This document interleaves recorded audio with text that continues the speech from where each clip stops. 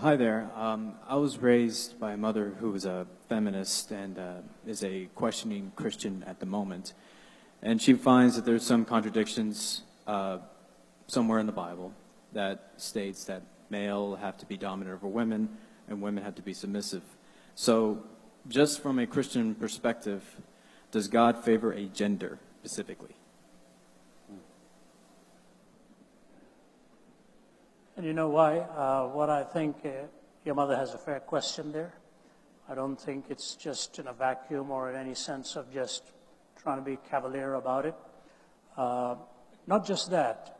You think of the very nation that he chose through whom to reveal himself. He could have chosen Rome. He could have chosen Greece. He could have chosen Babylon. In fact, William T. Ears, talking about it in a piece of poetry, said, how odd of God to choose the Jews. But then he went on to say, how odder still are those who reject whom God chose. God, I think, oftentimes in life, for the human life, chooses the weakest through whom to make his strength manifest. If you were to ask me what really makes this world, let me dispel one idea here. You often hear a statement, men are more cerebral, women are more emotional. Nothing is farther from the truth. But I'll tell you what I have found. Both are equal cerebrally, but women are more consistent in willing to let the thought be connected to the emotion. Men like to hide from the emotional ramifications of the thought. So if I talked to my mother, she'd immediately connect the emotion with what she was thinking.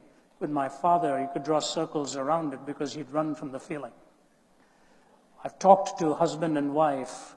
We were on a vacation once, and they had both lost a son. And the woman was talking to my wife and said, it has put such a strain on our marriage because my husband doesn't even want to talk about it while I'm breaking up on the inside.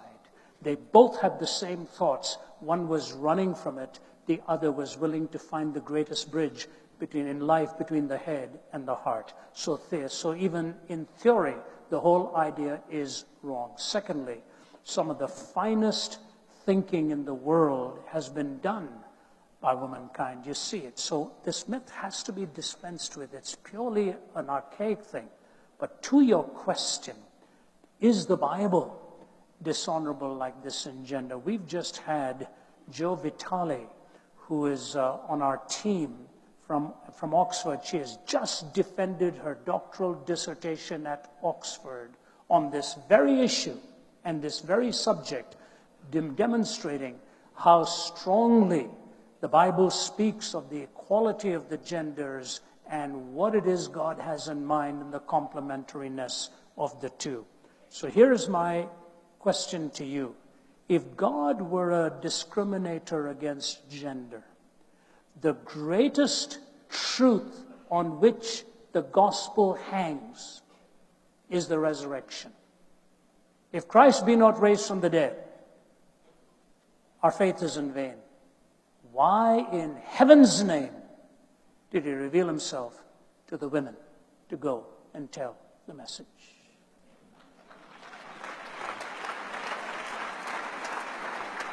All of Easter hangs on the testimony of womankind with whom he trusted the entire gospel. When the woman with the alabaster ointment came to him and those were frowning about her, he looked at them and said, be quiet. Wherever the gospel is preached, there shall also this be told, what this woman has done to me in worship. He paid her the greatest compliment, that the gospel would be carried to the ends of the earth, and this story of this woman's faith will also be told. He goes to Samaria, and he sees a woman of the well with 5 broken, shattered marriages. She was ethnically barred from the society, as it were, maritally broken and shattered 5 times. He made her the first evangelist to the Samaritan world. Imagine what an incredibly gracious God to remind us that none of us is superior to the other. We only have the same privilege of taking our distinctives and complementary strengths and carrying the message to the world. I can tell you this, I would never be here today if it weren't for the strength of my mother. And when my younger brother was 6 or 7 years old, he was dying with double pneumonia and typhoid. My dad had given up. Our family had given up.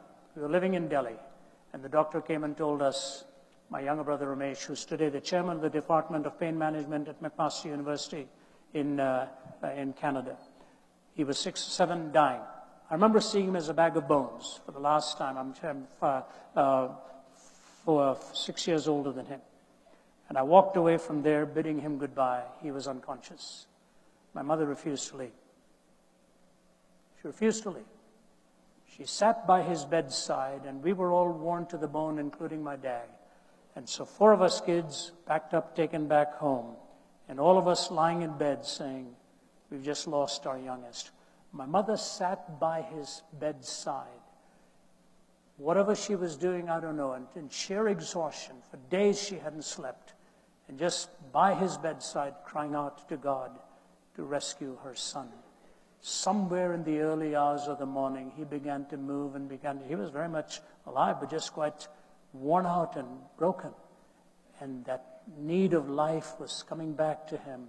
And the next day, when we all were told to come back to the hospital, his eyes were open and his whole life given fresh strength. There was only 1 out of the 6 of us there who had the strength to sit by that bedside and watch what loomed as a tragedy and watch the triumph to turn into victory. Anybody who thinks that's weak and lesser doesn't understand reality. God is the God of humankind. And the last thing Jesus said on the cross for the redemption of mankind was look at a young man and tell him not to forget his mother, to make sure she was also taken care of because a sword was piercing through her heart. That is our Lord, who treats all of us with intrinsic worth and reflective splendor. And I thank God for the beauty he has created in this complementariness. Thank you. Well,